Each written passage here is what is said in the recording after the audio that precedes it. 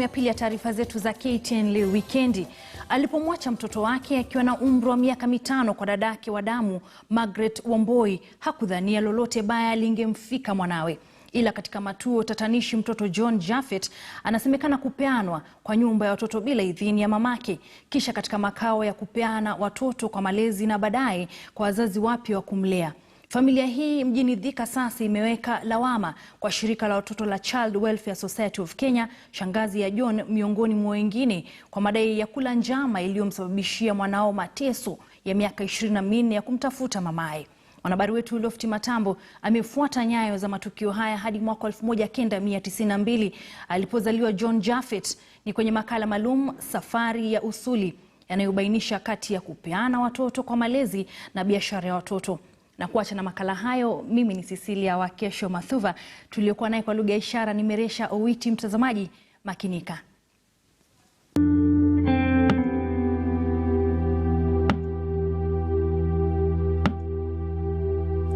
Haya ni makala ya Safari ya Usuli. Ona kweli lakini Kwa tabasamu anatukaribisha kwake nyumbani.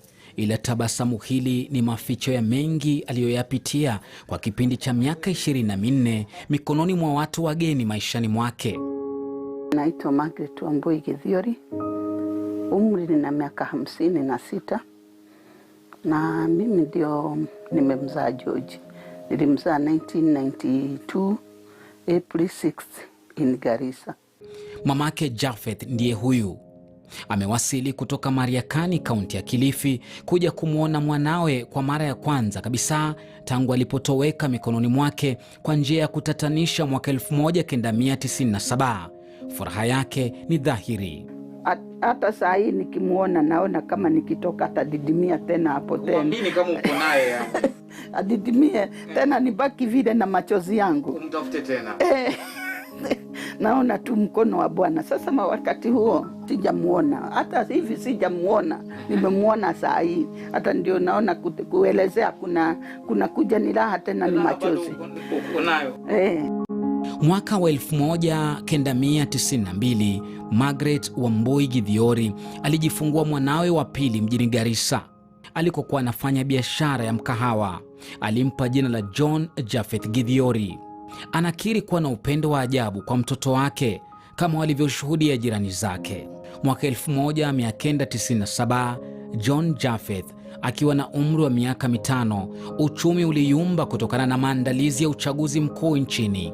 Margaret akamkumbuka dadake mkubwa Jane Mugure Njogu aliyekuwa akiishi nyumbani kwao Gatundu Kaskazini, kijiji cha Gadhugu. So ilibidi nimuombe tu akae na mtoto wangu mwaka moja ndio nitafute mahali kwingine kwa kuhamia. Kwa vile tulikuwa tunaelewana.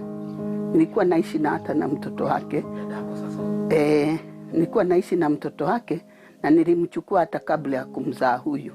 Kwa hivyo sasa ikabidi nimuombe nirudishe watoto akae na wao. Anasimulia dadake alilikubali ombi. Margaret akaelekea Kitale kufanya vibarua. Aliporejea Aprili mwaka 1998 alipata habari zilizomwatua moyo. Akaniambia yeye amempeleka boarding ambaye amejiandika guardian na siwezi kumuona mpaka nimalize miaka 4.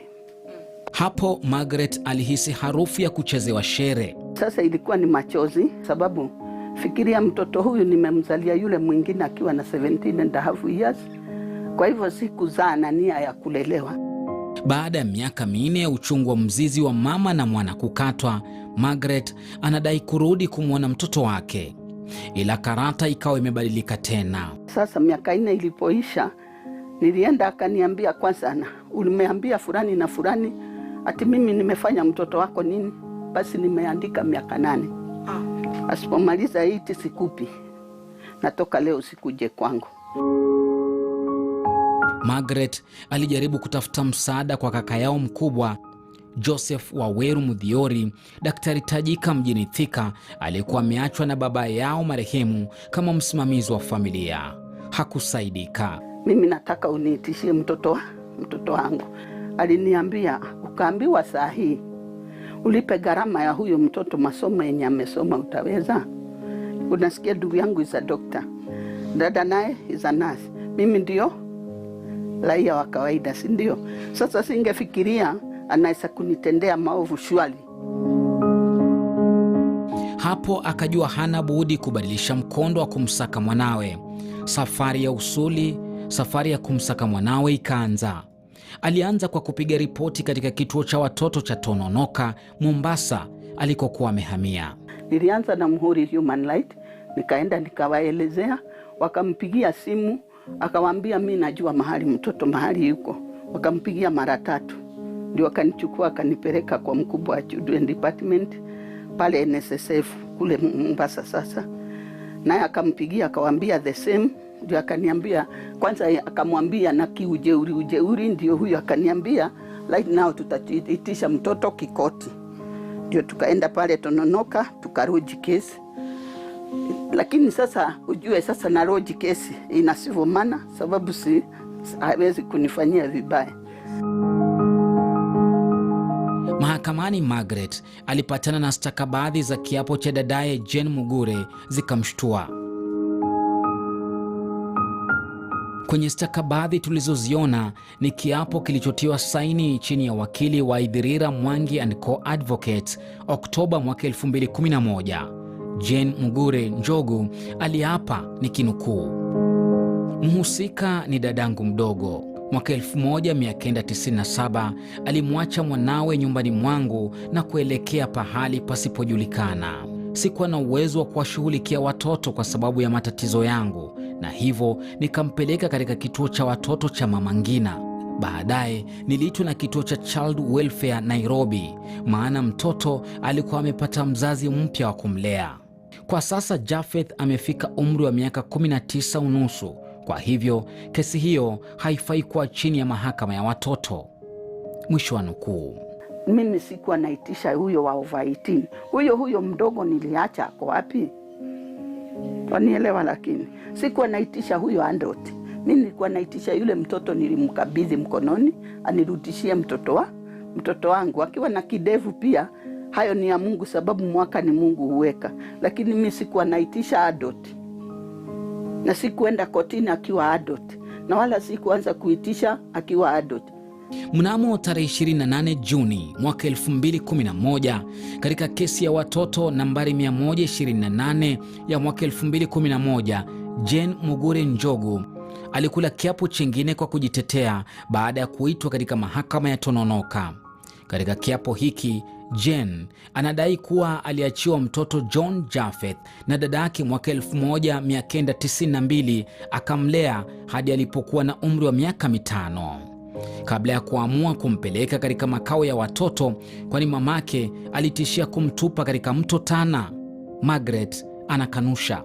Ambapo lufti najiuliza, sababu unajua Garissa kutoka kwetu ni mahali sasa, saa hii hapa tuko ni mahali ulipe 170. Angetoka huko namna gani ndio aende Northeastern asefu mtoto nisimuue? Sasa niliokolewa pale kotini kwa kuonyesha huyu nimemsomeshea nasari baby care Garissa. Alafu kulikuwa wani watu waliinteract kuelezea wanamjua huyu. Basi ikawa sasa lazima, na akiambiwa mlete kotini hamleti, ndio oda ndio warranty ikatoka. Sasa warranty ilitoka saa 4. Saa 9 walikuwa already wameroji kesi High Court. Katika barua aliyotuonyesha kutoka shule ya msingi ya ACK St. Peters Garissa, mwalimu mkuu Captain John Chege, nikimnukuu, aliandika, tungependa kuthibitisha kuwa jina la aliyetajwa hapo juu alikuwa mwanafunzi wetu wa chekechea mwaka 1996, mwisho wa nukuu. Hii ikizua maswali iwapo wakati huu mtoto John Japheth alikuwa na mamaye mjini Garissa, ni wakati gani shangazie Jane Mugure anadai kumlea kwa miaka 5 ya kwanza ya uhai wake kabla ya kumpeana? Margaret anaelezea agizo la kumkamata dadake halikufua dafu. Haelewi ni kwa nini. Nikafuruliza kwa PPO Nyeri, nikaonyesha sababu OCS alikuwa, nilipompa warrant alipokataa kumshika, aliandika pale nyuma hakuweza kumshika. Sasa nilienda na hiyo claim. Ndio nikasema kama ni yeye ni civil servant angekosa kushikwa namna gani. Ndio sasa OCS akaamrishwa kutoka from above amshike na ampeleke Tononoka kama hiyo kesi haijasikizwa. Mwaka wa 2011 gazeti la The Standard lilichapisha taarifa ya mama Margaret Wamboi kumsaka mwanawe John Japheth. Hata hivyo, akidhania safari ya kusaka usuli wa mwanawe ingekamilika wakati huo, ukweli halisi ulikuwa mbali na matamanio yake. Mama ngine nikirudi wananiambia, mtoto uliachia nani? Dadako. Rudi kwa dadako, muulize mtoto yuko wapi. Lufti, maisha magumu sana, maisha ya dhiki. Alipochoshwa na safari za mahakamani, aliigeukia idara ya upelelezi. Wakati huu wote, taarifa zilienea kwa John Japheth alikuwa amesafirishwa hadi Ujerumani kwa masomo na wasamaria wema. Akaanza safari ya Ujerumani. Kawa sasa katika passport nimepata ile sindane, kililemea kidogo ni hiyo mambo ya visa. Na jamani kule wale wakaanza kujipanga, nitakuwa na nani atani accommodate, nani atafanya. Ndio pale nikikaa tu Uhuru akafunga lockdown. Sasa nikawa Nairobi kwenda siwezi, wapi kwenda siwezi, msinge kanyanga Thika. Maana Thika ndio kwetu, is my town area, na singe kanyanga. Kwa sababu kama watu wote wameganga hapo, wamekuwa wewe si mzuri na kila sawa mnangangania makotini na upati kile unatafuta, hata kifo kiko nyuma. Virusi vya korona vikaikatisha safari ya Margaret kuitafuta damu yake. Tukifanya mahojiano haya, ilikuwa ni wiki tangu Margaret akutane na mwanawe John katika mazingira yasiyo ya kawaida. Kijana wangu akaniambia kuna simu napigiwa na mimi naiogopa. Nikamwambia kwa nini? Huyu alimwambia mara moja mimi ni JJ. Sasa yaliluka juu. Akaluka juu ananiambia mama, JJ wetu. Nikamwambia wewe unaweza kuwa unakoniwa. Akaniambia hakika ni yeye. Nikamwambia angalia kwa Turukora, ikatoka John Kamau. Nilikuwa na scroll simu kuingia kwenye mtambo. Nikaona headline imeandikwa Give me back my son, woman tells sister. Of course hiyo headline hiyo nini peke yake ni appealing. Ungeritaka kujua hiyo story inasemaje. John Japheth alimpata mamaye mtandaoni. Nikaanza kujiuliza hii Githiori ni Githiori wangapi wako hii Kenya. Nikaona Githiori it is a very unique name. Nikaona Dr. Githiori, nikaona huyu anajiita Margaret Wamboi Githiori hivyo. Sasa nikaona wacha nikugulu huyu Margaret Wamboi Githiori. Ndio nikaona sasa story ya kameme. Na huyo daktari ajabu nilikuja kustaajabu, anaishi tu hapa karibu. Jirani hapa. Sasa ndo tukapatana, tukaongea naye, kaona ni ukweli. Hata vile tulipatana kuna wazee walikuwa hapo walimuuliza hapa huwezi ruka. Najua alikuwa afikiria ni kesi ya mtoto. Akaambiwa hapa daktari usiruke. Hata hivyo, furaha yao hukatizwa mara kwa mara na kumbukumbu za John kuhusu alivyojipata mikononi mwa watu wageni. Kufika pale mama ngina, nilisikia waliulizwa mmekuja. Meaning ni watu ambao walikuwa wametusubiria. Na kwenda pale haikuwa biashara kubwa, ilikuwa kitu 20 minutes. Na auntie akatoka, akienda kutoka nikamuuliza, kwani unaniacha nikilia? Akanitolea hivi tropical kwenye mfuko wake. Akanipa. Hiyo tropical sasa vile tu nilikula. Nikaambiwa nitakujia jioni. Hapo sasa ndo mimi na hii familia maisha yangu tujaipatana tena. John anasema hakuwa na budi kuwafuata. Hatima ilikuwa mjini Molo. Mwaka 1998 ukawa ukurasa wa mateso mikononi mwa babaye mpya aliyemtaja kama Joseph Ndung'u Chege. Na bibi yake alikuwa anaitwa Nancy Wamboi Chege Ndung'u. Wakanikujia pale. Mateso yasiyoandikika kwa kalamu. Mimi mtoto mdogo amenikalia, akutemea kikohozi, afu akufunike. Kikohozi itafanya nini? Sitaenda. Sasa hii kuchapo na kikohozi na uchi, mimi ningependa tu kujua, ama pengine pia nyinyi mlikuwa mkichapwa hivyo?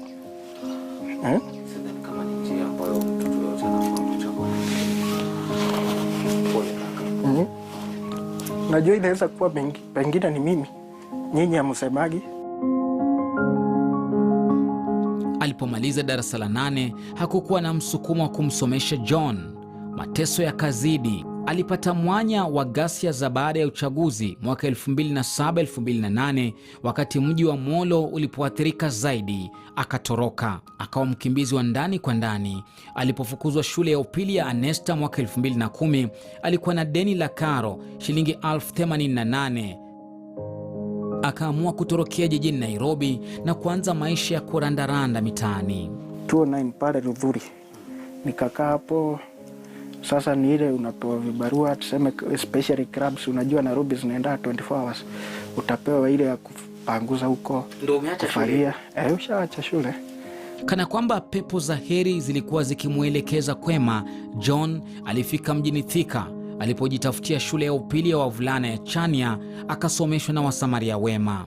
Alikokwangura alama ya ba licha ya matatizo na changamoto za kumsaka mamake mzazi. I did Bachelor of Arts. Yes, Bachelor of Arts, Economics, Mathematics. Ukamaliza lini? Ilikuwa 2017. Yes.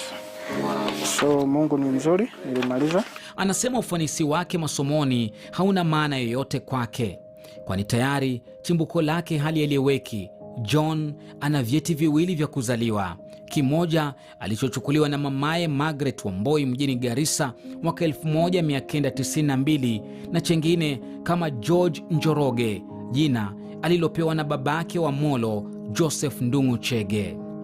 Mtu na mamaye wana maswali chungu nzima kuhusu aliyempeleka kituo cha watoto cha Mama Ngina, kisha makao ya Child Welfare Society na hatimaye Molo.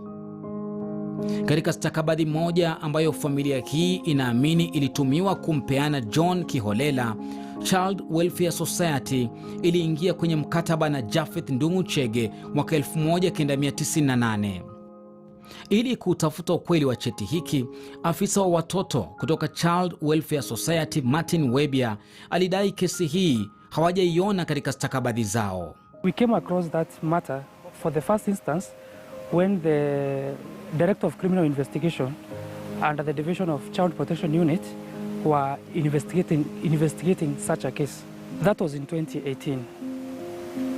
And actually they did that formally, even through a letter, which they required us to produce various documents pertaining to the adoption process of the child. We looked at our records, we could not find anything, and we responded through a letter. Ni kwanza nilianza na Children Welfare Society, ndio wakaniambia niende Mama Ngina, nikipata jina ya huyu nirudi niwaambie. Niliitisha 1998 nikapewa. Alafu nilipopewa haraka hata hawakujua, manake nami wakati huo nilikuwa natumia sikuwa kama sasa. Nilikuwa akili iko chap. Haraka niliangalia kabla waniangalilie, sababu najua December nilikuwa na yeye. Kwa hivyo lazima hii miezi 4 ndio amefanyiwa hayo. Nikapata hii majina, nikapata ile aliingia na vile alipewa. Hii ni admission number. Hii ni wakati aliingia na wakati alitolewa. Mara moja nikajua hiyo ni miezi 2. From our records, have not seen a correlation, or we have not seen a correlation between the two, between the foster parent and the child. And now this other family is a reminder. Yes. So that was 1998. Pengo lingine linalojitokeza kati ya Child Welfare Society na mchakato wa kumpeana mtoto John Joseph ni barua ya mwaka 2009 iliyotiwa saini na msimamizi mkuu wa kituo cha Child Welfare Society Irene Mreithi kumkumbusha Joseph Chege aanzishe hatua zinazostahili katika mahakama ya juu za kumchukua mtoto John Japheth. Martin anasema hawezi kuithibitisha barua hii, ila mchakato huo hauna dosari. In all honesty, 12 years from the date of the child being placed to and even 12 years later an adoption process has not been begun, that is too late. Rose Mbanya ni wakili wa masuala ya familia. Anasema mchakato wa kisheria wa kumchukua mtoto kwa malezi unafaa kuanza pindi baada ya miezi 3 ya kuwa na mtoto huyo kukamilika. Anainukuu sheria ya watoto sehemu ya 154 na 155. After that, on the 4th month, have you seen a lawyer? Are you able to, do you understand what you need to do. Yeah, because you need, the legal process now needs to happen. Is it 23 years? That's unbelievable in my thinking, because what was happening all of that time, the Adoption Society, even after we have done the court process and we get the adoption order, we need to give them a copy ndio waweze complete their record. So where is that record? Was it ever completed? Who was following up?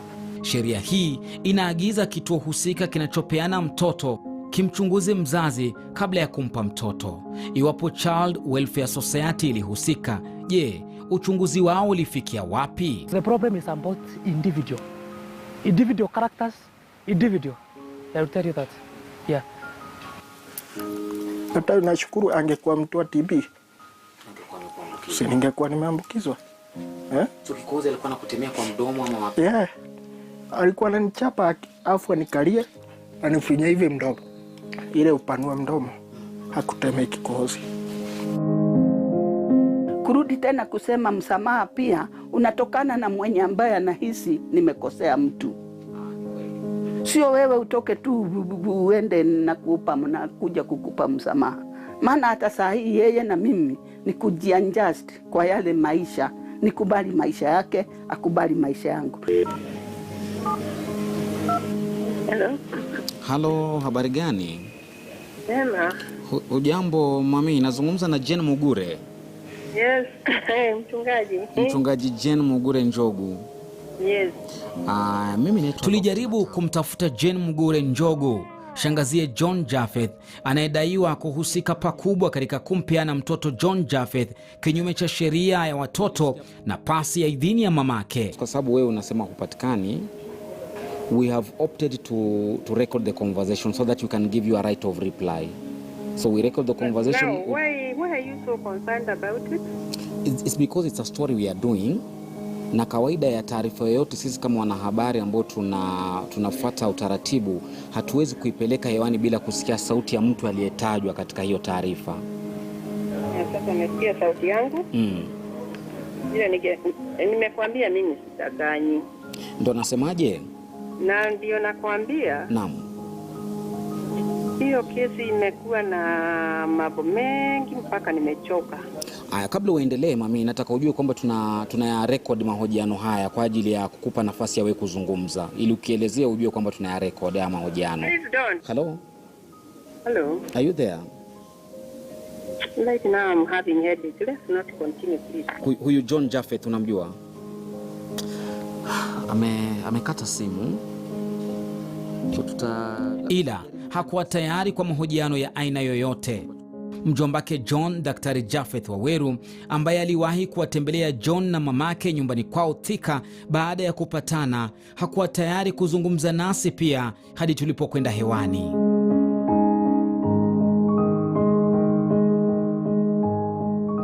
Hiki si kisa cha kwanza kuhusu malezi ya watoto yanayogeuka kuwa ama dhulma au kuuzwa kwa watoto chini ya vituo vya kusimamia watoto. Katika kesi ya John Joseph, hadi sasa fumbo linasalia kwa nia ya aliyehusika kumpeana mtoto huyu bila idhini ya mamake. Child trafficking and child adoption are two different things which should not even be in the same sentence. Child trafficking, on the other hand, most likely ikitatuliwa sana itapatikana kwamba hiyo case haijaenda to the court.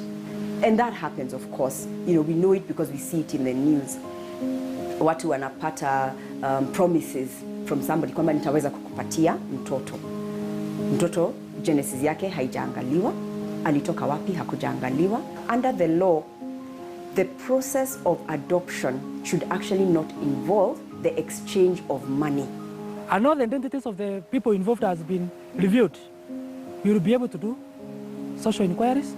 Kuna mahali pengine anasema alinipeana for adoption. Alikosaje kumwambia mamangu hivyo? Hadi ifike 2011, singemwambia mamangu nimpeana adoption. Tumejua mtoto hata hajasomeshwa na hiyo familia saa hii tumemuona. Kwa sababu kama sasa mtoto angekaa pale kwa raha, hiyo msamaha unaisaingia. Angesomeshwa pia msamaha ungesomeshwa. Huyu mtoto amelewa na Good Samaritans. Kama mimi sasa kama mzazi wake, ningeona tu amelewa vizuri. amesomeshwa, amefanywa kila kitu, msamaha ninayo kweli. Sasa mimi nimeteseka, mtoto ameteseka zaidi hata yangu. Familia sasa inataka kesi ifunguliwe upya ili mbivu na mbichi zijulikane. Lofty Matambo, KTN News, makala ya safari ya Usuli kutoka mjini Thika, kaunti ya Kiambu.